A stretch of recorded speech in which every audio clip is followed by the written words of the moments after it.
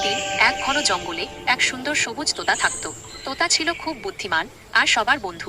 সে প্রতিদিন সকালে নদীর ধারে উড়ে যেত, জল, ক্ষেত আর গাছের ডালে বসে গান গাইতো। সূর্য ওঠে, পাখিরা হাসে, জীবন মানে আনন্দ ভাসে। কিন্তু স্যাম, একদিন সেই বনে এলো এক শিকারী। তার হাতে ছিল জাল আর এক খাঁচা। সে পাখি ধরত শহরে বিক্রি করার জন্য। তোতা তাকে দেখে ভয় পেল, কিন্তু দূর থেকে দেখছিল কি হচ্ছে। শিকারী জালে অনেক পাখি ধরল। তোতা তাদের কাঁদতে শুনল, আমাদের বাঁচাও। তোতার মন ভেঙে গেল। রাতে শিকারী ঘুমিয়ে পড়ল। তোতা চুপি চুপি উড়ে এল তার জালের কাছে। সে নিজের ঠোঁটে জাল কেটে দিল। সব পাখি উড়ে গেল মুক্ত আকাশে। কিন্তু শেষ মুহূর্তে শিকারী জেগে উঠল। সে তোতাকে ধরল আর খাঁচায় ভরে ফেলল। তোতা তখনও হাসল, আমি আমার বন্ধুদের মুক্ত করেছি, এটাই আমার আনন্দ। পরের দিন সকালে শিকারী খাঁচা নিয়ে রওনা দিল।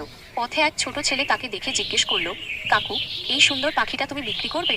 শিকারী বলল, হ্যাঁ, এটা আমার শিকার। ছেলেটি বলল, ওকে ছেড়ে দাও না, ও